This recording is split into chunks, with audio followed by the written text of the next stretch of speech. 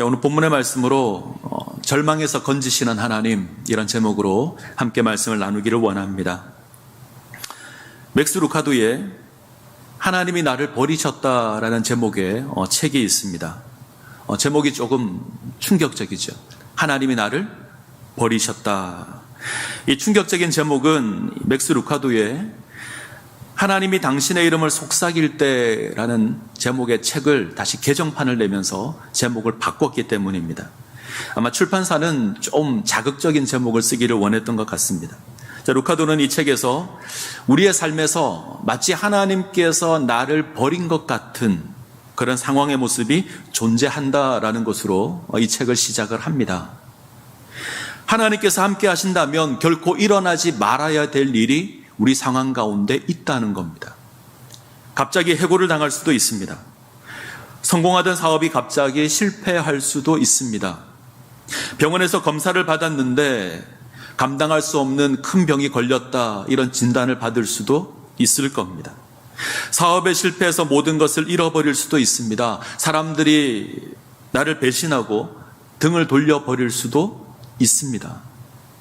언제든지 이런 상황이 우리 가운데 존재할 수 있습니다. 자, 루카도는 이러한 모습이 존재하지만 결코 절망하거나 포기하지 말아야 한다, 이 책에서 고백합니다. 왜냐하면 그때는 하나님께서 나를 버린 시기가 아니라 하나님께서 나의 곁에서 나의 이름을 속삭이는 때이기 때문입니다. 나의 인생에서 하나님을 가장 가까이 만날 수 있는 시간이 바로 그 시간이기 때문에 그렇습니다. 누구나 인생을 뒤돌아보면 힘들고 어려운 때가 있습니다. 사람마다 다르긴 하지만 누구에게나 존재합니다. 저 역시 마찬가지인 것 같습니다. 인생을 뒤돌아보면 차마 기억하기 싫은, 돌이키고 싶지 않은 그런 순간들이 존재합니다. 억울한 일을 당할 때도 있고요. 그 억울함을 인해서 통곡한 적도 있습니다. 사랑하는 가족을 먼저 떠나보내야 했던 아픈 기억도 있습니다. 경제적인 문제를 인해서 허우적거렸던 때도 있습니다. 어떻게 내게 이런 일이 주어질 수 있는가? 하나님이 살아계시다면, 하나님이 나의 하나님이라면 어떻게 내게 이런 일이 주어질 수 있는가? 이런 탄식을 할 때가 있습니다. 비록 많은 나이는 아니지만 제가 경험한 고통의 그림자가 길고 선명하다라는 생각을 합니다. 어쩌면 우리가 살아가는 모든 순간이 이런 고통과 고난의 연속입니다. 자, 그 가운데 가장 힘들 때가 있는데 소망이 보이지 않을 때입니다. 희망이 보이지 않을 때입니다. 무언가 기대할 것이 있으면, 소망할 것이 있으면 인내할 수 있고 참을 수 있습니다. 그러나 어떤 소망도 보이지 않고 어떤 희망도 보이지 않는다면 우리는 모든 것을 포기하게 될 겁니다. 근데 그런 순간들이 우리 가운데 있습니다. 자, 이제 우리가 사무엘서를 대하게 될 텐데, 이 사무엘서는 절망에 빠진 한 여인을 소개하는 것으로 시작을 합니다. 그녀의 이름은 한나입니다. 그녀는 남편 엘가나의 사랑을 받는 여인이다 소개되지만 한나의 삶은 절망의 그림자로 가득합니다. 그녀에게 자녀가 없었기 때문입니다. 남편의 또 다른 아내가 있는데 이름이 브닌나입니다. 이 브닌나에게는 자녀가 있습니다. 그로 말미암아 브닌나가 한나를 멸시하고 괴롭힙니다. 이 본래 엘가나의 아내는 한나였던 것으로 보입니다. 그런데 한나에게 자녀가 없자 또 다른 아내를 두죠. 그리고 브닌나에게 아이가 생깁니다. 이것으로 말미암아 이제 멸시당하는 상황이 주어지는 겁니다. 자, 1장 5절과 6절 한번 보겠습니다.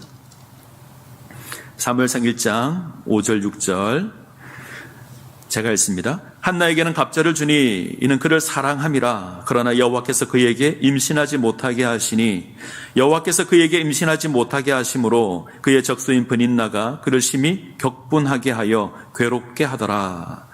자, 우리가 보는 성경을 잘 보시면 엘가나가 한나에게 제물의 몫으로 갑절을 주었다. 이는 엘가나가 한나를 사랑하였기 때문이다. 그래서 특별하게 대우했다, 이렇게 기록되어 있습니다. 근데 이 번역이 조금 수정되어야 합니다. 이 비록에 해당하는, 갑절에 해당하는 이 단어는 이 비록이라는 말로 번역하는 것이 맞습니다. 자, 비록으로 해석하면 이렇게 되죠. 한나는 엘가나의 사랑을 받았지만 그녀에게는 자녀가 없었기 때문에 한몫밖에 받을 수 없었다. 이렇게 됩니다. 반면에 브린나는 여러 자녀들을 인해서 여러 몫을 받습니다. 공동 번역은 이 의미를 잘 살려서 번역을 합니다. 공동 번역은 이렇게 되어 있습니다.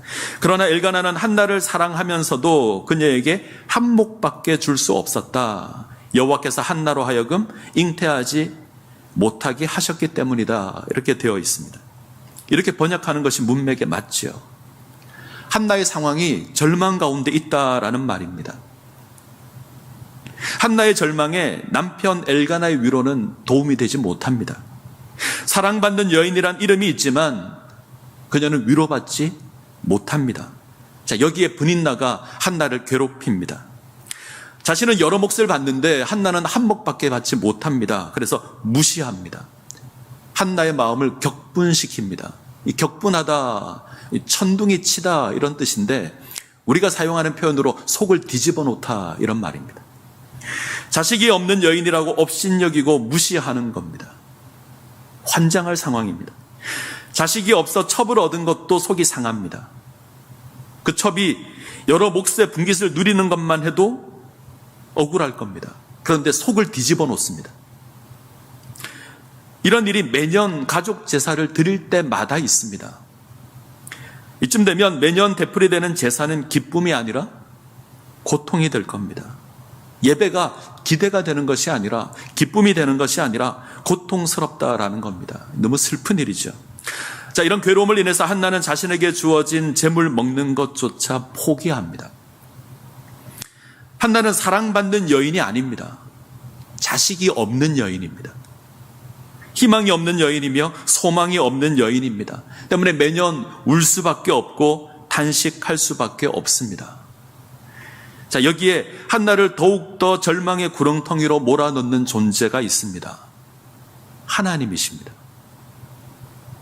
방금 읽었던 구절을 다시 한번 보시면 그러나 여호와께서 임신하지 못하게 하시니 여호와께서 그에게 임신하지 못하게 하심으로 기록됩니다. 여호와께서 임신하지 못하게 하셨다. 여호와께서 임신하지 못하게 하셨다. 이 고백이 두 번이나 반복됩니다. 왜 한나가 아이를 가지지 못하죠? 하나님께서 막으셨기 때문입니다.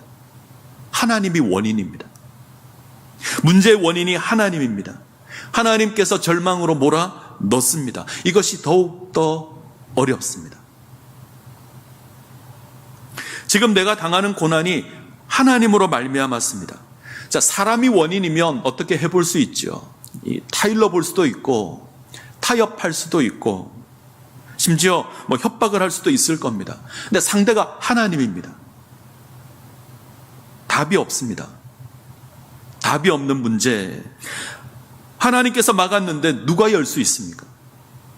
불가능합니다. 때문에 한나의 인생이 더욱더 절망 가운데 내몰려 있습니다. 자, 그런데 이것이 소망이 됩니다. 하나님께서 막으셨는데 소망이 됩니다. 하나님께서 막으셨다는 것이 문제를 해결하는 열쇠가 됩니다. 무슨 말을 하는 건가? 하나님이 절망의 원인인데 어떻게 그것이 희망인가? 이렇게 말씀하실 수 있습니다. 쉽게 이해할 수 없습니다. 그런데 사실입니다. 하나님께서 절망으로 밀어 넣으십니다. 이 말은 인간이 할 수 있는 것이 없다는 말입니다. 우리에게는 아무런 소망이 없습니다. 바꿔 얘기하면 하나님만이 해결하실 수 있습니다. 자, 이것이 정답입니다. 이것이 은혜입니다. 하나님께서 건져내시면 되지요.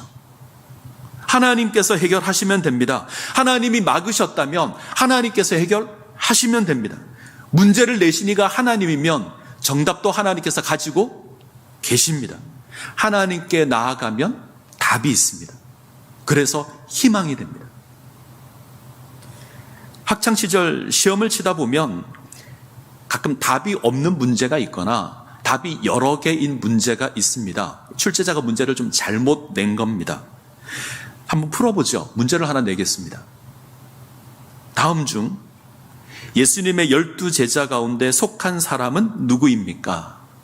1번 베드로, 2번 요한, 3번 마태, 4번 다윗. 답은 몇 번이죠? 모르겠다는 표정으로 저를 노려보시면 안 됩니다. 답은 1번, 2번, 3번입니다. 아마 원래 문제는 이렇게 내야 되죠. 예수님의 12제자에 속하지 않은 사람은, 이러면 답이 하나밖에 없습니다. 근데 문제가 좀 잘못 나온 겁니다. 자, 답안지에 1번, 2번, 3번을 다 적어도 답이 될 테고, 이 가운데 하나만 적어도 답이 될 겁니다. 근데 가끔 이런 문제를 보고 이렇게 말하는 학생이 있습니다. 답안지에다 이렇게 씁니다.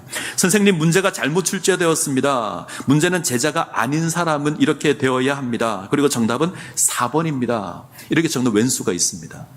그러면 어떻게 되죠? 선생님은 틀렸다고 쫙 꺼버리실 거예요. 잘난 척하다가 틀리는 겁니다.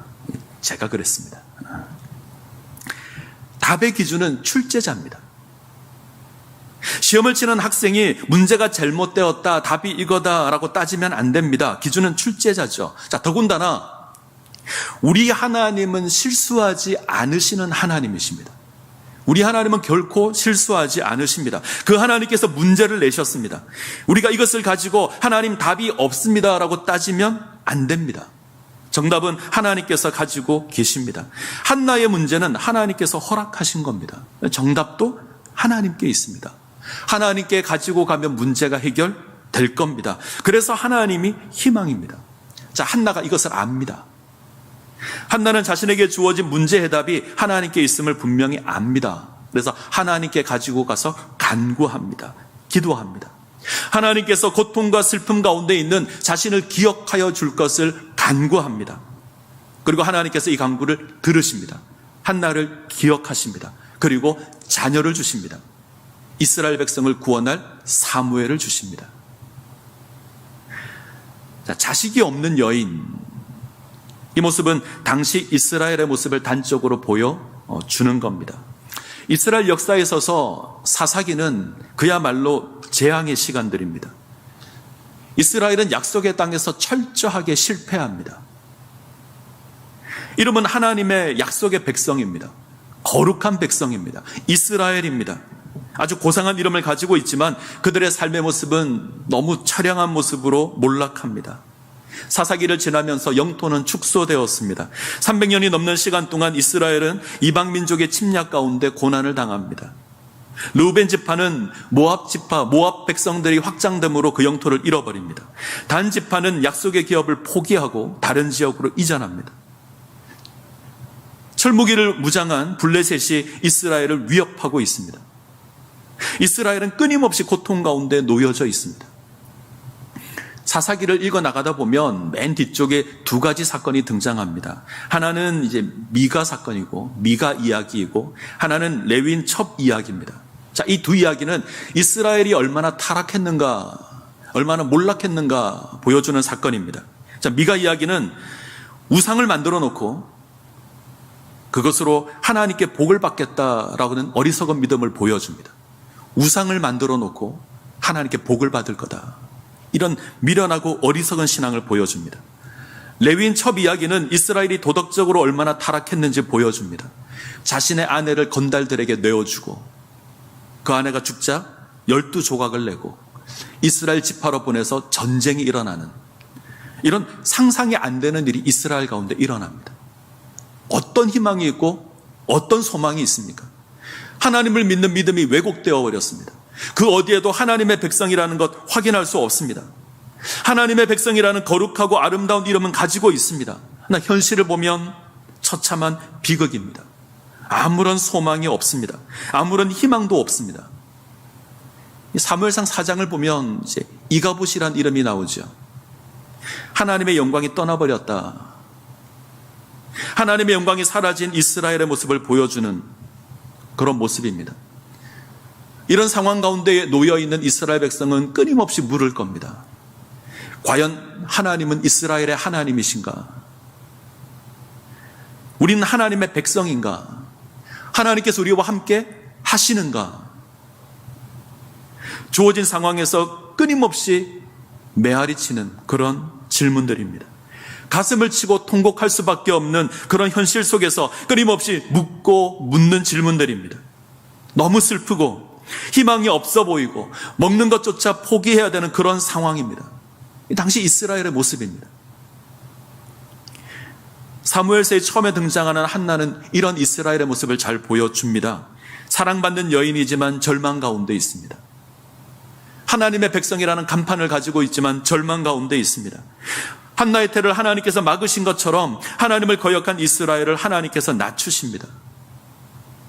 이런 이스라엘을 두고 한 신학자는 텅 빈 여백의 공동체다, 아무것도 남아있지 않다, 이렇게 고백을 합니다. 자, 성경의 저자가 이 한나의 모습을 통해서 이스라엘 백성들에게 요청하는 것이 무엇입니까? 하나님께 돌아오라는 겁니다. 하나님께서 문제 해결의 열쇠라는 겁니다. 하나님께 나아오라는 겁니다. 하나님을 찾으라는 것입니다. 그러면 하나님께서 구원해 주실 겁니다. 자, 불임의 여인이 아이를 가진다, 어느 시대를 막론하고 흔히 일어나는 일은 아닙니다. 현대사회는 의술이 발달하여서 그 확률이 높아지긴 하고 또 여러 가지 시도할 수 있는 방법들이 생겨났습니다. 그럼에도 불구하고 여전히 그 일은 굉장히 힘들고 어려운 일입니다. 근데 고대 사회에는 더더욱 힘든 일이겠죠. 아주 놀라운 일입니다. 자, 이 놀라운 일이 한나에게 주어집니다. 그리고 한나의 인생이 바뀝니다. 절망 가운데 가던 인생이 기쁨으로 나아갑니다. 비난과 조롱 가운데 있던 여인이 승리로 나아갑니다. 하나님의 놀라운 역사를 한나가 경험합니다. 그리고 하나님을 찬양합니다. 자, 이 찬양이 오늘 우리가 읽은 사무엘상 2장입니다. 자, 사무엘하 22장을 가면 또 하나의 찬양이 나옵니다. 다윗의 찬양입니다. 사무엘하 22장에 다윗의 시는 우리에게 아주 잘 알려져 있는 시입니다. 제가 시작 부분만 한번 말씀드리겠습니다.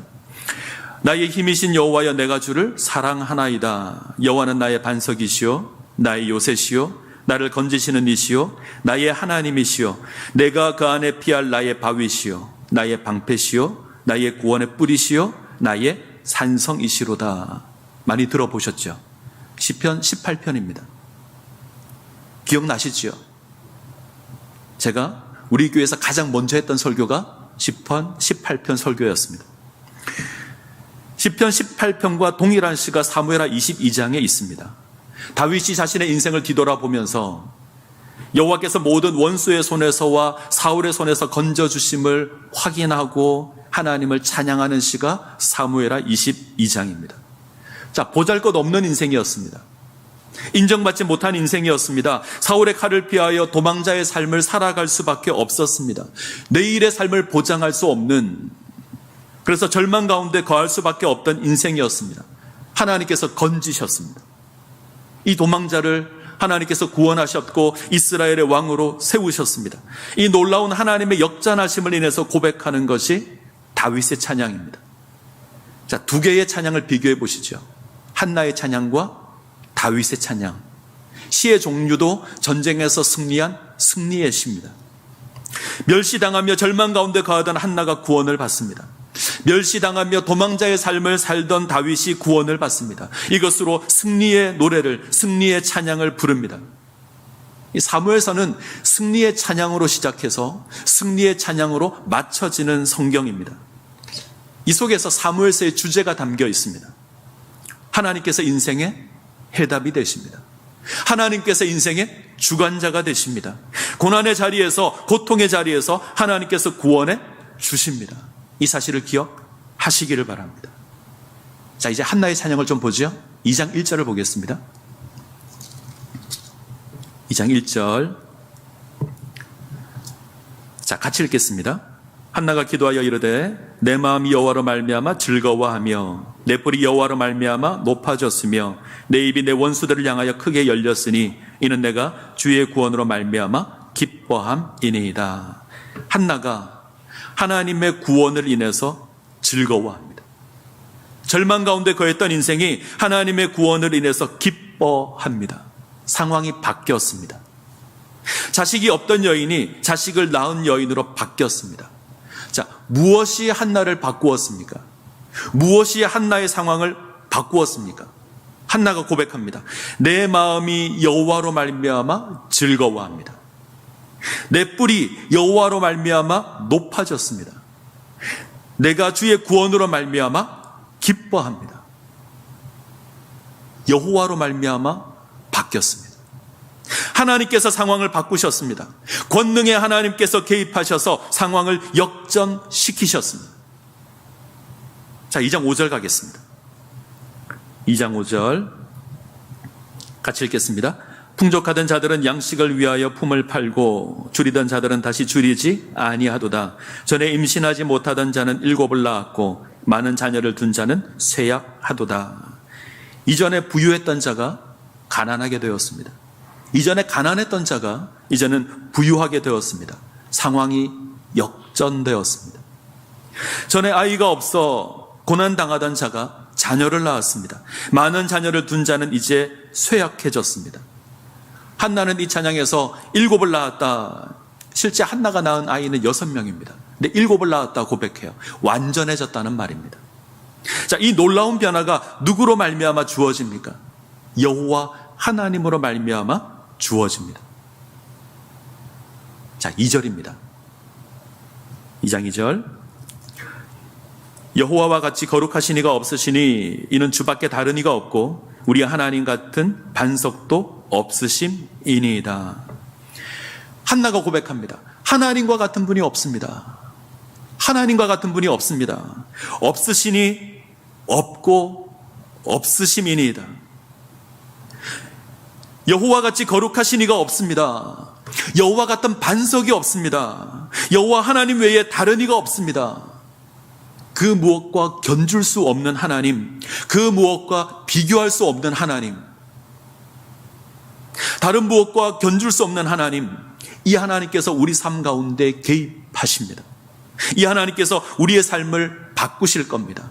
우리의 삶을 절망에서 희망으로, 죽음에서 생명으로 바꾸실 겁니다. 우리가 살아가는 인생 가운데 고난이 있습니다. 내가 기대한 것과 다른 상황이 주어질 수 있습니다. 무엇 하나 우리 생각대로 되는 것이 없습니다. 때문에 감히 하나님께서 나를 버리셨다 고백하기도 합니다. 그러나 그때는 하나님께서 나를 버린 시기가 아닙니다. 나의 곁에서 나의 이름을 부르시는 시간입니다. 나의 인생이 하나님을 가장 가까이 만날 수 있는 때가 바로 그때입니다. 비교할 수 없는 하나님, 그 무엇과 견줄 수 없는 하나님, 이 하나님께서 우리 인생 가운데 개입하실 겁니다. 우리의 상황을 바꾸실 겁니다. 그러기에 하나님이 나를 버리셨다는 생각이 들 때 우리는 그때 하나님 바라보셔야 합니다. 자, 하나님의 개입하심. 자, 우리가 이것을 하나님의 주권 이렇게 고백하죠. 자, 6절과 7절을 한번 보겠습니다.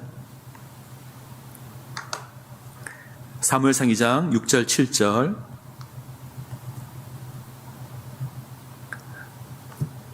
자, 색연필이 있으면 표시하셔도 좋을 것 같습니다. 사무엘상 2장 6절 7절 같이 읽겠습니다. 여호와는 죽이기도 하시고 살리기도 하시며 서울에 내리기도 하시고 거기서 올리기도 하시는도다.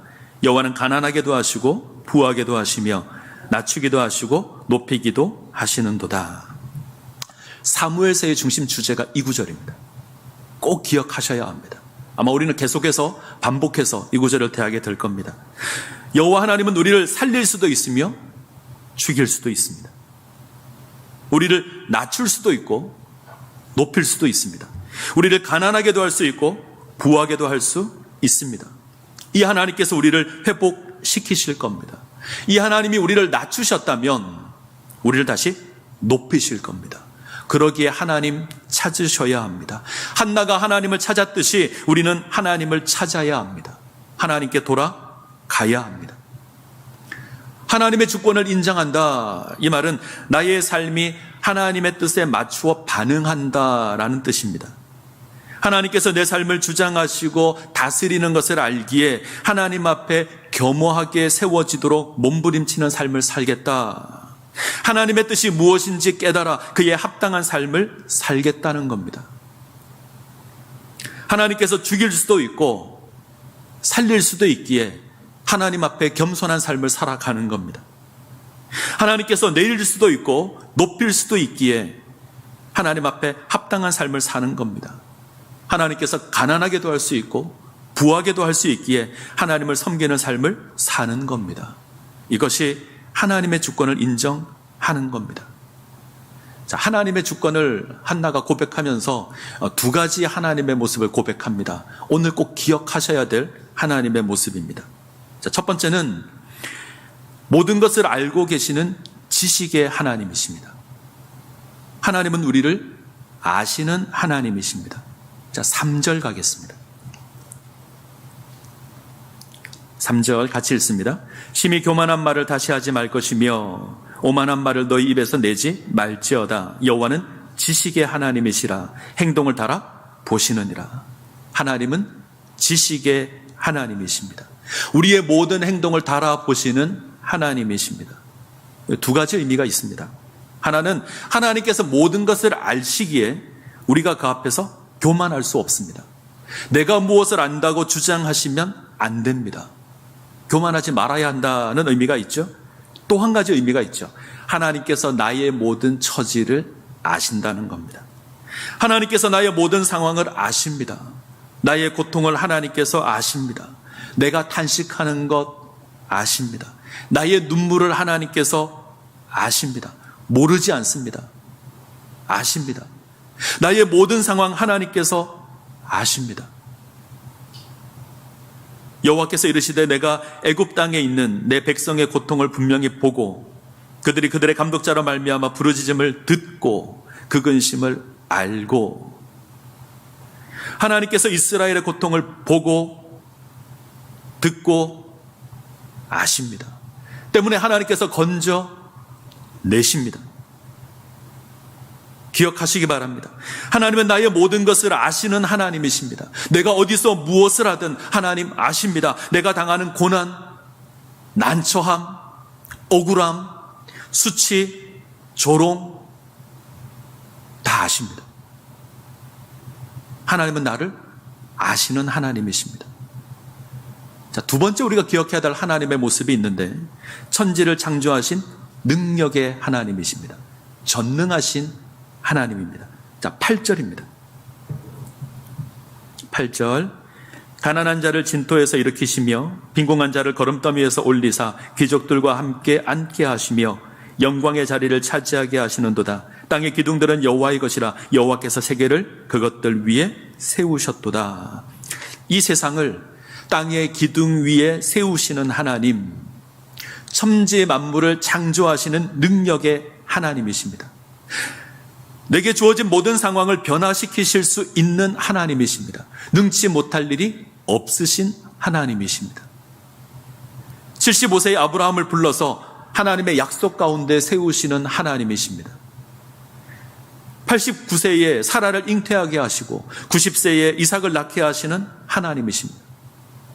크고 견고한 성이 있으며 안악자손이 거한다고 할지라도 그것을 정복하게 하시는 하나님이십니다.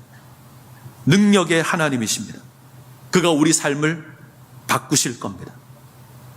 우리가 땅 끝에 거한다고 할지라도 땅 모퉁이에 거한다고 할지라도 하나님은 우리를 기억하시고 건져내실 겁니다. 다시 회복시키실 겁니다. 능력의 하나님이십니다. 이 두 가지 하나님의 모습 기억하셔야 합니다. 모든 것을 아시는 하나님, 모든 것을 바꾸실 수 있는 하나님, 우리의 모든 것을 아시는 지식의 하나님이십니다. 우리의 모든 상황을 변화시킬 수 있는 능력의 하나님이십니다. 이 하나님께서 우리의 삶을 바꾸실 겁니다. 한나의 절망에서 건져내신 하나님께서 우리를 건져내실 겁니다. 다윗을 이스라엘의 왕으로 세우신 그 하나님께서 우리를 세워 주실 겁니다. 자, 만약에 하나님께서 이 두 가지 모습 가운데 한 가지만 가지고 있다면 어떻게 될까요? 두 가지 가운데 하나만 있다면, 하나님께서 우리의 모든 것을 아시는 지식의 하나님이시지만 우리의 상황을 변화시킬 수 없는 하나님이시라면 어떻게 될까요? 반대로 우리의 모든 것을 변화시킬 수 있는 능력의 하나님이시지만 우리를 모르신다면 어떻게 될까요? 월터 브루그만은 이 부분에 대해서 이렇게 고백을 합니다. 제가 읽어드리겠습니다. 아마 자막이 나올 겁니다.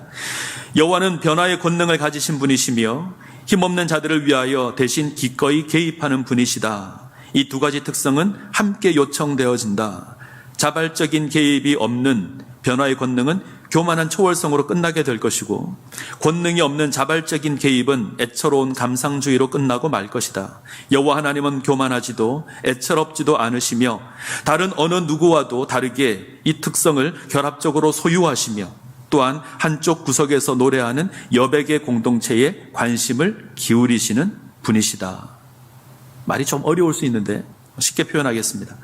하나님께서 우리 삶에 관심이 없다면, 그가 놀라운 능력을 가지고 있지만 우리 삶에 관심이 없다면 우리와 아무 상관이 없습니다. 천지를 창조하신 하나님이시지만 그가 우리를 알지 못한다면, 나의 삶을 알지 못한다면 하나님과 나는 아무 상관이 없습니다. 반대로 하나님께서 우리를 알고 우리 삶에 관심을 가지고 계시지만 문제를 해결할 능력이 없다면 안타까울 겁니다. 답답할 겁니다. 너무 속상할 겁니다.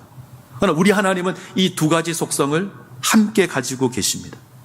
우리의 모든 것을 아시는 지식의 하나님이십니다. 동시에 우리의 모든 상황을 변화시킬 수 있는 능력의 하나님이십니다. 이 하나님이 나의 하나님입니다. 이 하나님 바라보셔야 합니다. 이 하나님 의지하셔야 합니다. 그때 우리 하나님께서 우리의 삶을 변화시킬 겁니다.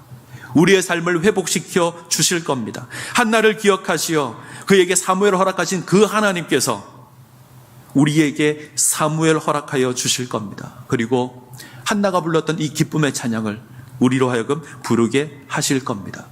저는 우리에게 주어진 2021년이 이 은혜 가운데 세워지는 복된 한 해가 되기를 간절히 소원합니다. 이 은혜 가운데 세워지시기를 간절히 소원합니다. 기도하시겠습니다. 살아계셔서 우리의 삶을 주관하시는 하나님, 우리가 살아가는 삶에서 하나님 기억할 수 있기를 원합니다. 때때로 고난이 임할 수 있습니다. 절망의 탄식이 우리 가운데 가득할 때가 있습니다. 우리 눈에 눈물이 멈추지 않은 고통의 때가 있습니다. 이때 하나님 기억하게 하시고 하나님 바라보게 하여 주옵소서.